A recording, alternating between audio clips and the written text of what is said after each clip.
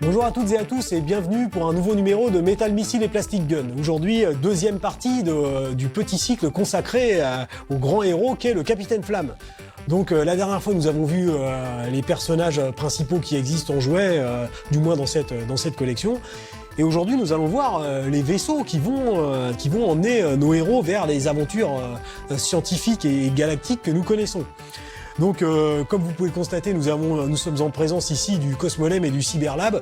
Le nom original du Cosmolem, c'est le Cosmoliner, et le nom original du Cyberlab, c'est le Future Comet, c'est-à-dire du nom du Captain Future, c'est-à-dire de Capitaine Flamme. Et puis, c'est intéressant de savoir ça parce qu'on va le voir, en effet, ce vaisseau a vraiment la forme d'une comète. Les fans se rappelleront que lorsque le Capitaine Flamme voyage ou dans le temps ou en vitesse supraluminique, les axes qui sont sur le Cyberlab se mettent à tourner et le Cyberlab prend de la vitesse et se transforme un peu énergétiquement réellement en une comète. Donc c'est vraiment approprié que le vrai nom du Cyberlab soit Future Comet. Les boîtes, comme d'habitude, ont subi l'outrage du temps, mais elles sont encore là, fidèles au packaging de l'époque, hein, de belles couleurs, et puis une partie fenêtre pour pouvoir regarder le jouet à l'intérieur avant de l'acheter. Et puis évidemment, c'était très souvent les panneaux qui dépassaient des boîtes. Et en l'occurrence, c'est vraiment très très bien puisque nous avons la présentation du Capitaine Flamme avec son vaisseau, Johan, Mala, Krag et puis une planète derrière. Enfin, c'est vraiment du beau packaging bien caractéristique de l'époque vintage, on va dire. Donc n'attendons pas plus longtemps et ouvrons les bêtes. Nous allons commencer par le Cosmolem. Alors qui lui aussi est un super jouet, donc qui présente les caractéristiques des jouets de l'époque, hein, du bon métal, et puis des missiles, bien sûr. Donc voilà, nous l'ouvrons. Voilà, alors les fans auront tout de suite reconnu la silhouette plus que caractéristique du Cosmolem. Dans la boîte, nous avons des petits accessoires, parce que un plaisir ne vient jamais seul. Donc nous savons que le Cosmolem est équipé d'espèces de petits radars de navigation qui renforcent son aspect spatial. Donc voilà, là aussi un petit témoignage de l'époque, le blanc spatial. Et là, d'un seul coup, ça me peut aussi faire penser aux chasseurs taille de la guerre des étoiles qui au départ sont en blanc spatial eux aussi. Et c'est vrai qu'il y a peut-être une petite ressemblance, le côté rond du cockpit et puis la verrière octogonale aussi. Peut-être que les designers se sont inspirés de Star Wars ou le contraire, on ne sait pas. La bête lance des missiles parce que ils font. Donc les réacteurs sont orientables. Ça aussi c'est génial. Donc à l'intérieur il y a un système de ressort à cranter qui permet de déplacer le réacteur. Et ensuite à chaque étape il reste en place pour se coincer au niveau de la position que vous lui avez donnée. Donc ça c'est vraiment super génial. Il est amusant de constater que le Cosmoliner semble être aux couleurs américaines puisque il comporte du red, white and blue avec des étoiles dessus. Ici nous avons une inscription Capitaine Flamme, pareil. Dans l'ordre ça fait bleu, blanc, rouge. Donc est-ce que ça a été une version française? Mais au-dessus il y a écrit Air Combat Fighter. Donc à mon avis c'est le red, white and blue des Américains. N'oublions pas que Captain Future est une série de romans américaine.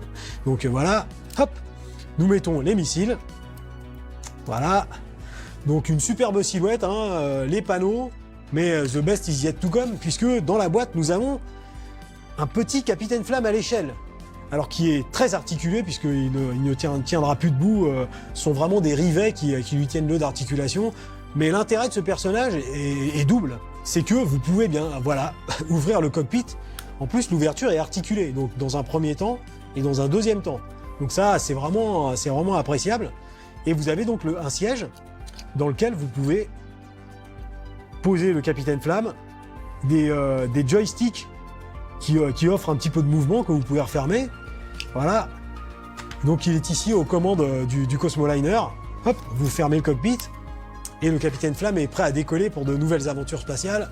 Bien sûr, au moment où le fâcheux se présente, le Capitaine Flamme a parfaitement les moyens de signifier son outrecuidance à l'importun. Voilà. Et voilà. Oh, le deuxième était encore plus... donc voilà.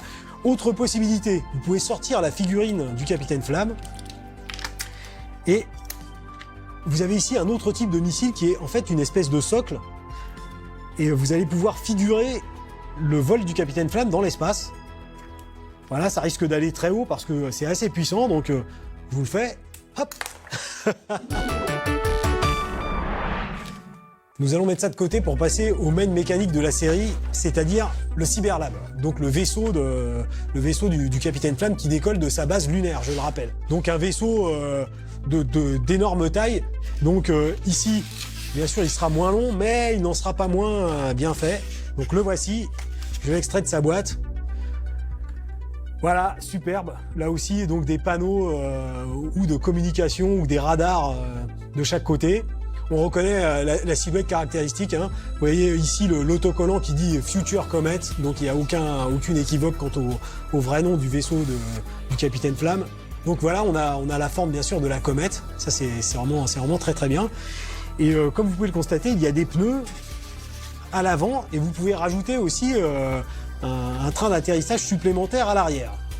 Donc tout ça paraît un peu incongru au premier abord, mais tout ça a une raison. Donc vous voyez bien sûr les ailes en X du futur Comet.